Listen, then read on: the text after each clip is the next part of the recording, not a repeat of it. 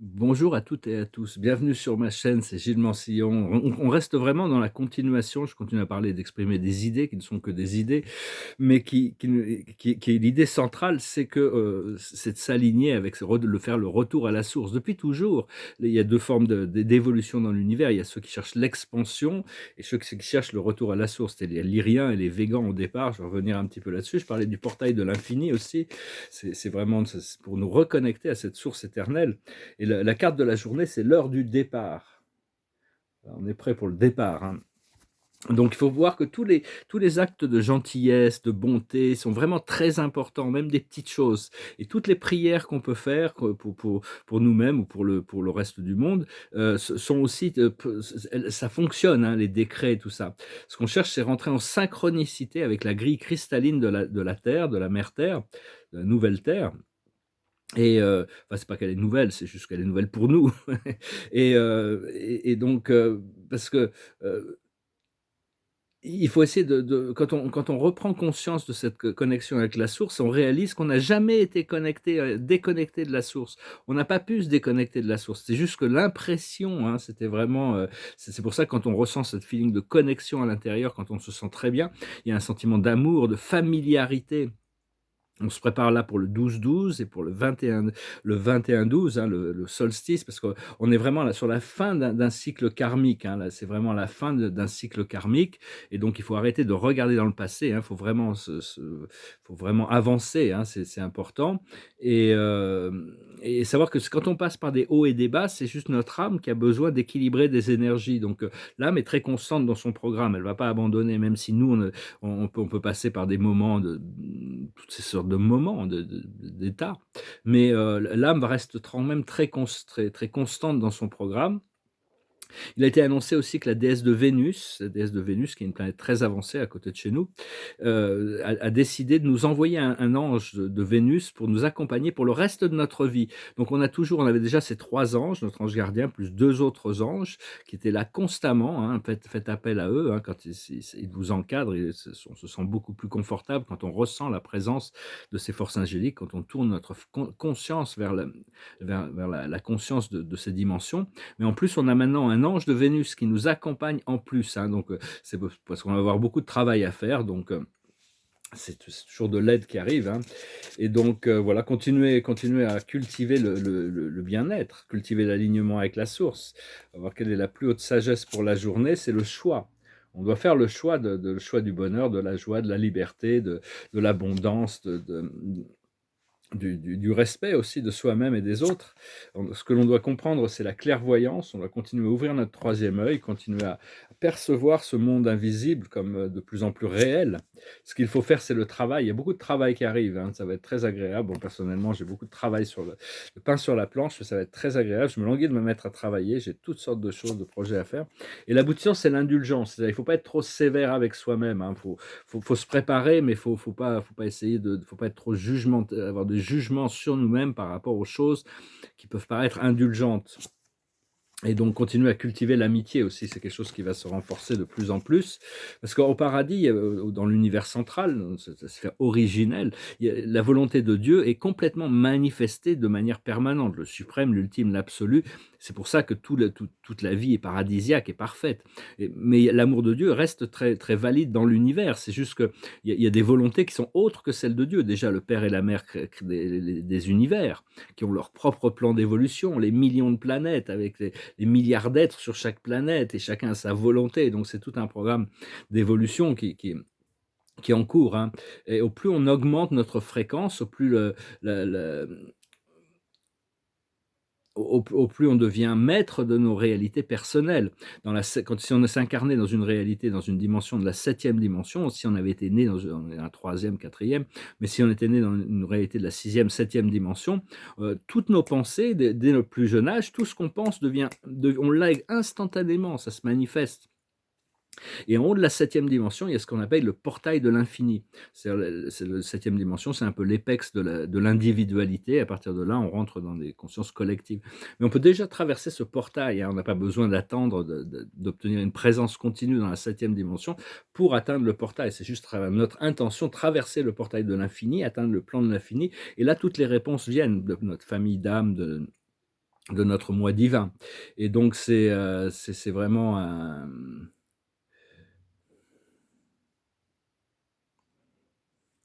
Parce que, c'est voilà, donc c'est vraiment faut aussi, comprendre comment les mondes angéliques fonctionnent, parce qu'on a tous des anges qui nous sont personnels, mais il y a toutes sortes d'anges qui sont très spécialisés dans des fonctions très spécifiques, et si on les appelle dans la fonction dans laquelle ils sont spécialisés, il y a des légions d'anges, il y en a énormément, beaucoup plus que les mortels d'ailleurs.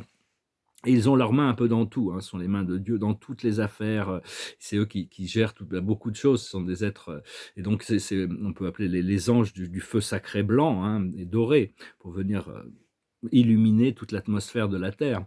Et d'ailleurs de cette planète, il a été rapporté que on a, vu qu'on est passé en quarantaine, il y avait un tel désordre dans la voie dans l'administration céleste à un moment donné, qu'il y a un super Naphin, on le salue, c'est un ange du paradis qui a été appelé pour venir mettre de l'ordre et diriger tout ça.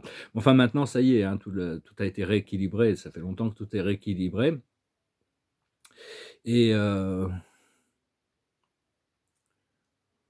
parce qu'on ne peut jamais être séparé d'une dimension, de quelque dimension, quelque réalité que ce soit, puisqu'on quand on rentre dans la présence, on fait juste, c'est juste des efforts d'ascensionner ou de descensionner. On ascensionne pour descensionner, pour réascensionner, pour redescensionner. Ça fait partie du procédé qu'on a choisi pour évoluer, aider les autres à évoluer. Mais on n'a pas besoin d'attendre la completion du programme du suprême pour déjà goûter au vrai, au beau, au bien, hein, parce qu'il faut d'abord réaliser le suprême, retourner à la source, au paradis, réaliser le cycle complet, avant de pouvoir partir à la découverte, à la recherche de l'ultime. Le jeu de l'espace-temps, c'est le suprême et l'ultime c'est un jeu, hein, donc il y a toujours ce paradoxe entre le tout et le rien, quoi. Ça fait partie du procédé. Et de séparer, d'avoir la vision, ce qui nous amène la satisfaction, c'est d'arriver à discerner entre la vérité et l'illusion. Donc tout ça, c'est des choses relatives. Ça, on sait que tous les mythes qu'on a sur terre, ce sont des mythes, bon, à part les Grecs qui avaient leurs propres mythes, sinon c'est un peu tous des mythes recyclés, hein, d'Orient, d'Égypte, des Sumériens, tout ça, c'est un peu les mêmes mythes qui sont recyclés. Et mais enfin bon, il y a beaucoup de valeurs transcendantales dans l'explication de ces idées, ces mythes qui viennent d'histoires vraies au départ, mais qui ne viennent pas forcément d'histoires vraies sur Terre. C'est peut-être des histoires qui existaient avant dans d'autres systèmes. Il faut aussi éviter de mettre des labels sur les choses, les biens, les mauvais extraterrestres, les bons extraterrestres. Parce qu'en réalité, de toutes les races, il y en a qui sont plutôt engagés dans le service à eux-mêmes, d'autres qui sont engagés dans le service à la vie, et puis il y en a qui ont réussi à équilibrer les deux. Donc au départ, c'était entre les Lyriens et les végans, hein, les végans ne voulaient pas perdre la connexion à la source, alors que les végans voulaient expandre cette recherche extérieure, manifestation, la conquête de l'univers, hein, les fondeurs, qui sont devenus des étoiles après. Et la plupart de la civilisation asiatique, c'est un petit peu comme c'est c'est basé, c'est vraiment ce qui a sauvé le monde, hein. C'est grâce aux états réticuliers en réalité, parce que eux, ils avaient été créés, c'est des petits humanoïdes qui avaient été créés pour vivre dans le champ unifié. C'est-à-dire des champs unifiés, ils n'avaient pas d'individualité, ils vivaient dans le champ unifié. Puis il y a eu des factions qui se sont créées, ils ont créé une guerre atomique, leur planète a été détruite, ceux qui sont survécus sont réfugiés à l'intérieur de la Terre. Ils ont perdu le moyen de se reproduire. Quand ils sont pu ressortir de chez eux, ils se sont aperçus qu'ils avaient parti dans une autre constellation. Mais enfin, ils avaient besoin de retrouver leur individualité, leur caractère émotionnel. Et donc, ils avaient des accords avec certains humains pour créer cette race d'hybrides qu'on appelle les Assassani, qui est vraiment des guides pour le retour à la source. Mais même les États avaient originellement, c'est eux qui avaient permis de créer cette race, c'est ce qui avait qui avait assisté la fondation des Asiatiques. C'était basé sur le modèle arcturien, hein, avec du mysticisme des végans et puis de la spiritualité des Pléiades. Mais enfin bon, donc on a quand même tout ça. Il y a toujours des factions positives et négatives dans toutes les races, même les Orion. Orion, originalement, c'est les Lyriens et les Syriens, hein. Les pyramides d'Orion sont faits. La lumière d'Orion, c'est la lumière de la lumière. C'est l'obscurité qui a été intégrée et qui est devenue la lumière, hein. Et donc, parce que les Lémuries étaient beaucoup plus arcturiennes, hein. Ils étaient beaucoup plus intégrés. Alors que les Atlantiens, on va toutes ces civilisations, ça va revenir à la conscience, étaient beaucoup plus dans la conquête, même la guerre, hein, la conquête, l'exploration de l'espace, les pouvoirs. Enfin, vers la fin, il y a eu le déluge, il y a 17 500 ans. Hein, c'est quand il y a des Atlantiens qui ont fait sortir des démons avec des trucs. C'était très très sombre. Donc le maître a dit voilà, c'est fini, pouf, ça a coulé. Et après ça, il y a eu 5 îles qui se sont replacées pendant 5000 ans. Il y a eu une civilisation qui a été un peu polarisée, avec les Ariens, les fils de Bilial, qui étaient très masculins, dominateurs, hiérarchiques et guerriers, qui contrôlaient l'outil de production, et les Atlara, sur l'île de Poséida, qui contrôlaient les sciences et les technologies, qui étaient beaucoup plus matriarcales. Toutes ces consciences vont arriver. Hein, donc, ce qu'on cherche, c'est à devenir hybrider notre esprit avec avec les Arcturiens, par exemple, hein, avec les Pléiadiens, avec la source. Ultimement, c'est la source qui est notre âme jumelle. En attendant, l'âme jumelle n'est jamais vraiment incarnée, mais on peut rencontrer des âmes sœurs qui possèdent l'énergie de l'âme jumelle. Ah ben, on ne peut pas s'incarner en même temps, mais on se retrouve à un moment donné, et ultimement, après ça, le la connexion se fait, se fait, c'est avec Dieu qui est notre véritable contrepartie éternelle. Et donc,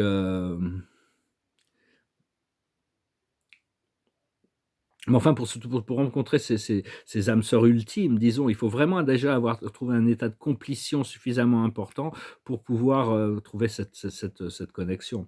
Voilà, je venais juste voulu venir,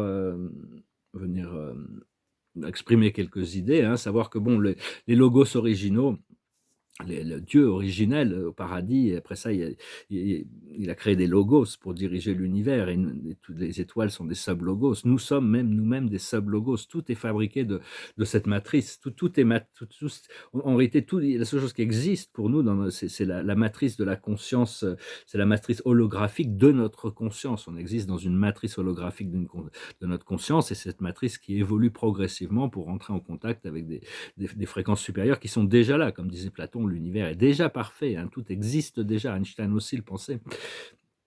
C'est pas quelque chose. Il y a un côté qui évolue, mais il y a la réalité de l'éternel et du parfait sera toujours éternelle, parfaite. On peut pas. C'est là-haut où on existe. Notre réalité, au centre du cœur aussi. Donc voilà, je venais vous saluer aujourd'hui. Là, j'ai un peu travaillé sur ce tableau. J'ai remis les flèches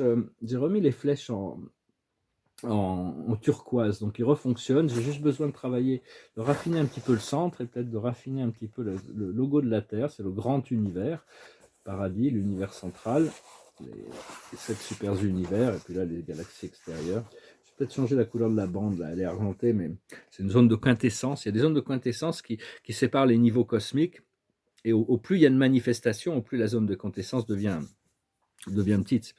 C'est-à-dire qu'ils tirent l'énergie de cette zone de quintessence, les transcendantaux qui sont les créateurs des galaxies, pour arriver à fabriquer ces mondes. Mais enfin, tout ça, c'est un grand mystère, de toute manière. On verra quand ça sera le moment de les découvrir.